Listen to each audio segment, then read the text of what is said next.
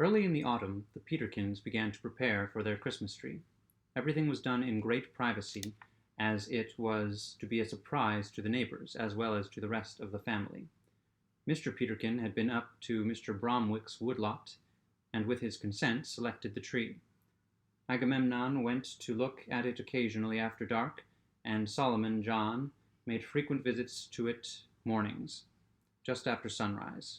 Mr. Peterkin drove Elizabeth Eliza and her mother that way, and pointed furtively to it with his whip, but none of them ever spoke of it aloud to each other. It was suspected that the little boys had been to see it Wednesday and Saturday afternoons, but they came home with their pockets full of chestnuts and said nothing about it. At length Mr. Peterkin had it cut down and brought secretly into the Larkins' barn. A week or two before Christmas a measurement was made of it with Elizabeth Eliza's yard measure. To Mr. Peterkin's great dismay, it was discovered that it was too high to stand in the back parlor. This fact was brought out at a secret council of Mr. and Mrs. Peterkin, Elizabeth Eliza, and Agamemnon. Agamemnon suggested that it might be set up slanting, but Mr. Peterkin was very sure it would make her dizzy. Mrs. Peterkin was very sure it would make her dizzy, and the candles would drip. But a brilliant idea came to Mr. Peterkin. He proposed that the ceiling of the parlor should be raised to make room for the top of the tree. Elizabeth Eliza thought the space would need to be quite large. It must not be like a small box, or you could not see the tree. Yes, said Mr. Peterkin, I should have the ceiling lifted all across the room. The effect would be finer. Elizabeth Eliza objected to having the whole ceiling raised, because her room was over the back parlor, and she would have no floor while the alteration was going on, which would be very awkward. Besides, her room was not very high now, and if the floor were raised, perhaps she could not walk in it upright. Mr. Peterkin explained that he didn't propose altering the whole ceiling, but to lift up a ridge across the room at the back part where the tree was to stand. This would make a hump, to be sure, in Elizabeth Eliza's room, but it would go across the whole room. Elizabeth Eliza said she would not mind that. It would be like the cuddy thing that comes upon the deck of a ship that you sit against, only here you would not have the seasickness. She thought she should like it. For a rarity. She might use it for a divan. Mrs. Peterkin thought it would come in the worn place of the carpet, and might be a convenience in making the carpet over. Agamemnon was afraid there would be trouble in keeping the matter secret, for it would be a long piece of work for a carpenter, but Mr. Peterkin proposed having the carpenter for a day or two for a number of other jobs. One of them was to make all the chairs in the house of the same height, for Mrs. Peterkin had nearly broken her spine by sitting down in a chair that she had supposed was her own rocking chair, and it had proved to be 2 inches lower. The little boys were now large enough to sit in any chair, so a medium was fixed upon to satisfy all the family, and the chairs were made uniformly of the same height. On consulting the carpenter, however, he insisted that the tree could be cut off at the lower end to suit the height of the parlor, and demurred at so great a change as altering the ceiling. But Mr. Peterkin had set his mind upon the improvement, and Elizabeth Eliza had cut her carpet in preparation for it. So the folding doors into the back parlor were closed, and for nearly a fortnight before Christmas there was great litter of fallen plastering and lathes, and chips and shavings, and Elizabeth Eliza's carpet was taken up, and the furniture had to be changed, and one night she had to sleep at the Bromwicks, for there was a long hole in her floor that might be dangerous. All this delighted the little boys. They could not understand what was going on. Perhaps they suspected a Christmas tree, but they did not know why a Christmas tree should have so many chips, and were still more astonished at the hump that appeared in Elizabeth Eliza's room. It must be a Christmas present, or else the tree in a box. Some aunts and uncles, too, arrived a day or two before Christmas with some small cousins. These cousins occupied the attention of the little boys, and there was a great deal of whispering and mystery. behind doors and under the stairs, and in the corners of the entry.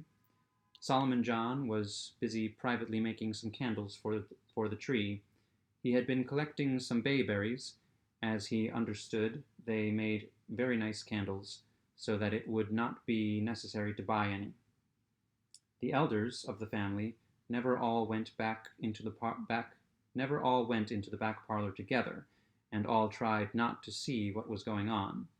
Mrs. Peterkin would go in with Solomon John, and Mr. Peterkin with Elizabeth Eliza, or Elizabeth Eliza and Agamemnon and Solomon John. The little boys and the small cousins were never allowed even to look inside the room. Elizabeth Eliza, meanwhile, went into town a number of times. She wanted to consult Amanda as to how much ice cream they should need, and whether they could make it at home, as they had cream and ice. She was pretty busy in her own room. The furniture had to be changed, and the carpet altered. The hump was higher than she expected. There was danger of bumping her own head whenever she crossed it. She had to nail some padding on the ceiling for fear of accidents. The afternoon before Christmas, Elizabeth Eliza, Solomon John, and their father collected in the back parlor for a council. The carpenters had done their work, and the tree stood at its full height at the back of the room, the top stretching up into the space arranged for it. All the chips and shavings were cleared away, and it stood on a neat box. But what were they to put upon the tree? Solomon John had brought in his supply of candles, but they proved to be very stringy, and very few of them. It was strange how many bayberries it took to make a few candles. The little boys had helped him, and he had gathered as much as a bushel of bayberries. He had put them in water and skimmed off the wax according to the directions, but there was so little wax. Solomon John had given the little boys some of the bits sawed off from the legs of the chairs. He had suggested that they should cover them with gilt paper, to answer for gilt apples, without telling them what they were for. These apples, a little blunt at the end, and the candles were all they had for the tree. After all her trips into town, Elizabeth Eliza had forgotten to bring anything for it. "I thought of candies and sugar plums," she said, "but I concluded if we made caramels ourselves, we should not need them. But then we have not made caramels. The fact is, that day my head was full of my carpet. I had bumped it pretty badly, too." Mr. Peterkin wished he had taken, instead of a fir tree, an apple tree he had seen in October, full of red fruit. "But the leaves would have fallen off by this time," said Elizabeth Eliza. "And the apples, too," said Solomon John. "It is odd I should have forgotten that day I went in on purpose to get the things," said Elizabeth Eliza musingly. "But I went from shop to shop and didn't know exactly what to get. I saw a great many gilt things for Christmas trees, but I knew the little boys were making the gilt apples. There were plenty of candles in the shops, but I knew Solomon John was making the candles." Mr. Peterkin thought it was quite natural. Solomon John wondered if it were too late for them to go into town now. Elizabeth Eliza could not go in the next morning, for there was to be a grand Christmas dinner, and Mr. Peterkin could not be spared, and Solomon John was sure he and Agamemnon would not know what to buy. Besides, they would want to try the candles tonight. Mr. Peterkin asked if the presents everybody had been preparing would not answer, but Elizabeth Eliza knew they would be too heavy. A gloom came over the room. There was only a flickering gleam from one of Solomon John's candles that he had lighted by way of trial. Solomon John again proposed going into town. He lighted a match to examine the newspaper about the trains. There were plenty of trains coming out at that hour, but none going in except a very late one. That would not leave time to do anything and come back. We could go in, Elizabeth Eliza and I, said Solomon John, but we should not have time to buy anything. Agamemnon was summoned in. Mrs. Peterkin was entertaining the uncles and aunts in the front parlor. Agamemnon wished there was time to study up something about electric lights. If they could only have a calcium light. Solomon John's candle sputtered and went out. At this moment there was a loud knocking at the front door. The little boys and the small cousins and the uncles and aunts and Mrs. Peterkin hastened to see what was the matter. The uncles and aunts thought somebody's house must be on fire. The door was opened, and there was a man, white with flakes, for it was beginning to snow, and he was pulling in a large box. Mrs. Peterkin supposed it contained some of Elizabeth Eliza's purchases, so she ordered it to be pushed into the back parlor, and hastily called back her guests and the little boys into the other room. The little boys and the small cousins were sure they had seen Santa Claus himself. Mr. Peterkin lighted the gas. The box was addressed to Elizabeth Eliza. It was from a lady from Philadelphia. She had gathered a hint from Elizabeth Eliza's letters that there was to be a Christmas tree, and had filled this box with all that would be needed.